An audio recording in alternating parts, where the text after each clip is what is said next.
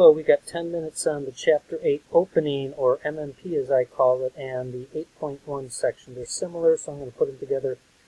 Not a lot of time on these. There are examples for this on page 415 in your book.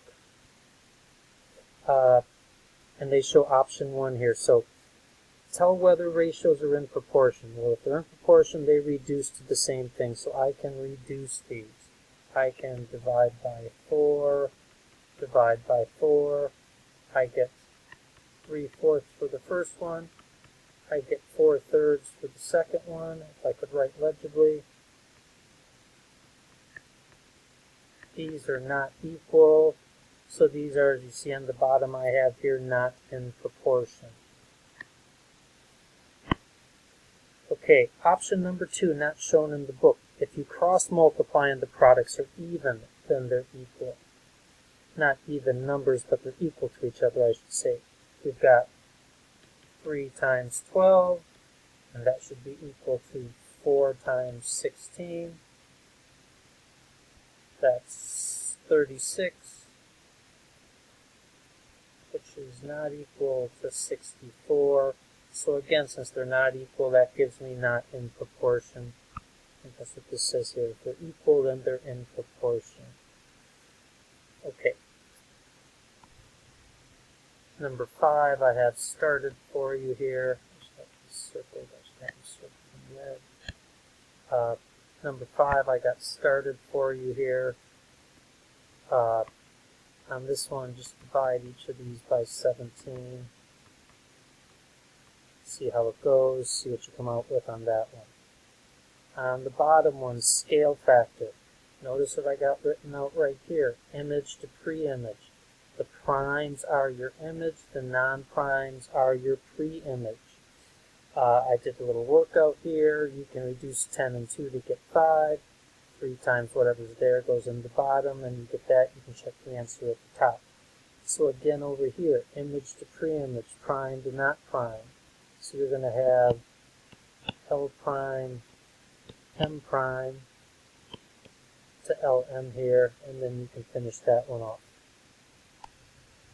So these terms aren't, in 8.1, these terms aren't listed out in the chapter. It states their previous terms. You can find similar figures and transformations on page 216, corresponding parts on page 240. Let's talk a little bit about it here. Similar, same shape, different, not should be sides, that should be sizes.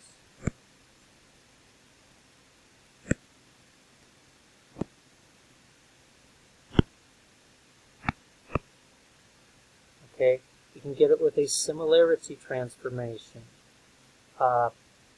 Similarity transformation, dilation, or combination of rigid motions and a dilation. Rigid motions give you congruent, the dilations make it similar. Corresponding parts map to each other with similarity transformation. Remember, congruent angles are matched up, corresponding sides are matched up. Case here. Remember, when you go from one to the other, the second one is the image, the first one is the pre-image. That's why you see the DE from the second image over the AB from the first image. DE and AB are corresponding parts. If K equals 1, that means the polygons are similar. Or not similar, they're actually congruent. You're having 5 to 5 for corresponding sides. That's congruent. Rotations, reflections, and what other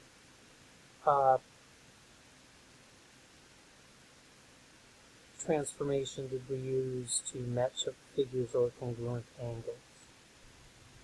So you got rotations, reflections, something else in dilations. Down here I have an example, and QR to KL. Now notice I could have done anything.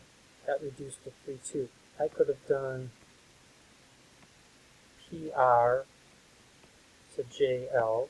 Those are corresponding sides. That's going to be 12 to 8, which also gives me 3 to 2, which matches up with that. This is just matching up corresponding sides. Perimeters, Pretty basic here. The perimeters are in the same ratio as the scale factor. Okay, or as any corresponding sides. So you know the ratio of the corresponding sides, you know the ratio of the scale factors. I got a little example here for you there. You can take a look at it, page 420, number 4. This one's a little different. We've looked at this before. If they're similar, the ratio of the areas is also similar, but it's going to be a squared to b squared.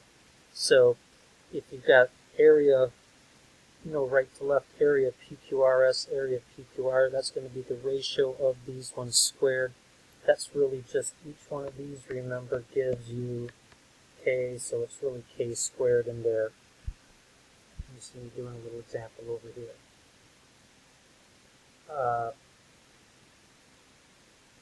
I'm not sure what these are. This should have been units squared. I can put that in there. Okay, so down here we got our last page. Are the polygons similar? Find the value, or they are the similar, find the value of x. So on number 1 here, I'm going to go my big quadrilateral, which is on top, to my smaller one on the bottom. I could have said top to bottom if I wanted, or upper to lower. But I'm going to do the numbers first. 3 to 2, upper, lower. Notice I had to turn it a little bit. And that's going to equal 7 to x. Then I can cross multiply. 3x equals 2 times 7, divide by 3. X equals 14 over 3. And ching, got it. So that checks out. Notice again, there's our little symbol for similar there. You're going to do the same thing on number 2. Note different ways of writing ratios right here. All those are the same. A to B, A to B, A to B.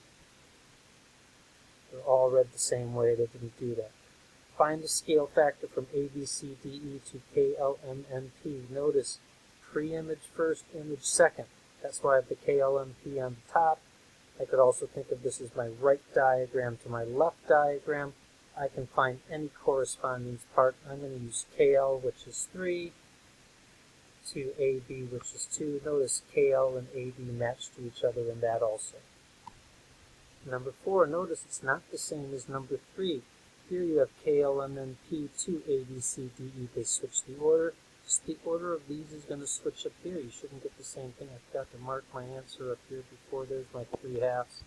I looked at it, but I forgot to mark it. So that one checks out. Okay, number 5, find the value of x, y, and z. Well, you can use either 3 or 4 for this. I used what I did in number 4, out, left, to right. I got 2 to 3, so I got 2 in the left diagram, 3 on the right diagram. My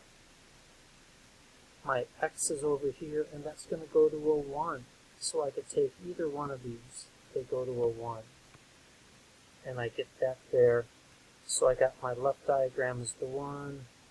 Do a little cross multiplying. 2x equals 3, divide by 2. X equals 3 over 2. And if we come up here, I got 3/2, and I got that right there. X equals 3/2. And I got my answer. You got a couple more you can do there. Find the perimeter of each polygon. I didn't mark this one earlier. But again, you're going to do 2 to 3 equals, on the short one, you know all the numbers there. You got 2 plus 1 plus 1 plus 2 plus 3 root 2. So you're going to get a funny number up here. And then you're going to have to put some x's and y's where you found x already. You can plug that in down here, and then you can use that to find y. But actually, you don't even have to do that because you will have y in a minute here. And then you can just plug the numbers in and you'll get the perimeters. So I guess you don't have to do that here. Sorry, wasted some of our time. Number 7, find the ratio of the perimeters. It's already listed on the paper. You got to think about it. Go back to that last rule up here. Theorem 8.1, where it ratios of similar polygons. And then for number 8, the ratio of the areas, it's not the same answer as number 7. Just square your answer for number 7. You get that for number 8. That's theorem 8.2. 10 minutes and 30 seconds, and I'm out of here.